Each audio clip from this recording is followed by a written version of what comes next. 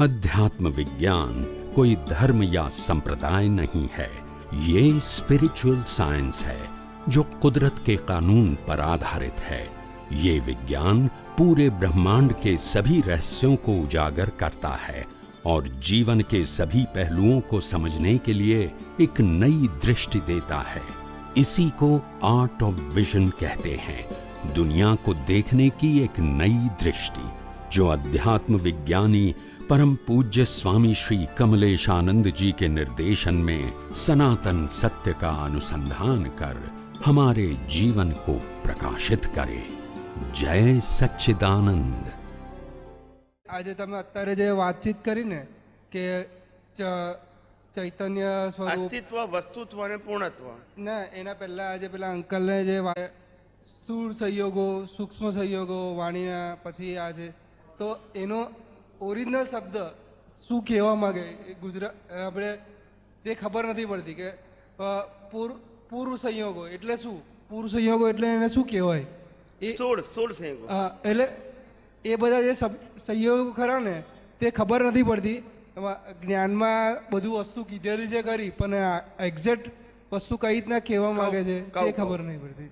આ પાંચ ઇન્દ્રિયોથી અનુભવમાં આવે છે ને, કાનથી સાંભળવા મળે છે, આંખથી જોવા મળે, નાકથી સૂંઘવા મળે, જીભથી ચાખવા મળે, આનાથી સ્પર્શ કરવા મળે.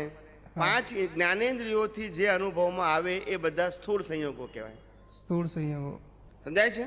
ઓકે. તો તને કે આમ ઠંડુ ગરમ છે એવું ખબર પડે કે ના પડે? હા, એ સ્થૂળ સંયોગ કહેવાય. ઓકે.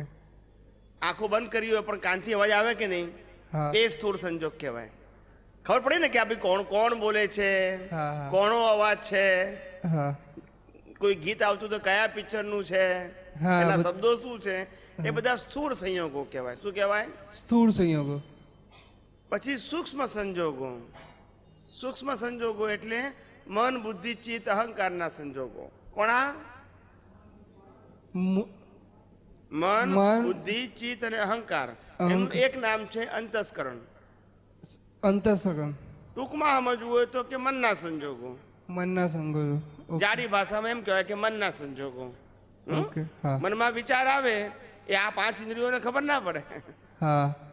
બહારની વસ્તુ ગ્રહણ કરવી હોય છે ત્યાં પાંચ જ્ઞાનેન્દ્રિય જોઈએ, અંદરમાં જ્ઞાનેન્દ્રિયની જરૂર નથી. સમજાય છે? એટલે એ સૂક્ષ્મ સંજોગો કહેવાય. 16 સંયોગો સૂક્ષ્મ સંયોગો અને વાણીના સંયોગો. અને વાણીના સંજોગો. વાણીને સ્થૂળ સૂક્ષ્મ કહેવાય. એ ખબર નહીં પડી. વાણીને સ્થૂળ સૂક્ષ્મ એટલા માટે કહેવાય કે વાણી જોઈ શકાતી નથી પણ રેકોર્ડ કરી શકાય છે, માટે સૂક્ષ્મ સંજોગ કહેવાય, સ્થૂળ સંજોગ કહેવાય. પાછી રેકોર્ડ થયા પછી ફેરથી વાગે કે ના વાગે? એ તો મનમાં વિચાર આવ્યો, રેકોર્ડ થાય ને ફરીથી રિપીટ થાય છે ના, માટે એને સૂક્ષ્મ કીધા. સૂક્ષ્મ અને સ્થૂળ સૂક્ષ્મ કીધા. શું કીધું? વાણીને. અને આ પાંચ ઇન્દ્રિયોથી અનુભવમાં આવે છે એને શું કીધું? એકલા સ્થૂળ, સ્થૂળ, સૂક્ષ્મ અને વાણીના સંજોગો. વાણીના સંયોગો.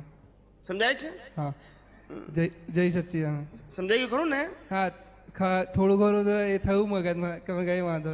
જેમ જેમ જેમ જેમ તું આવતો જઈશ ને ભાઈ, એમ ધીમે ધીમે સમજાશે. હા, એ હા, પણ સમજાશે ચોક્કસ. હા.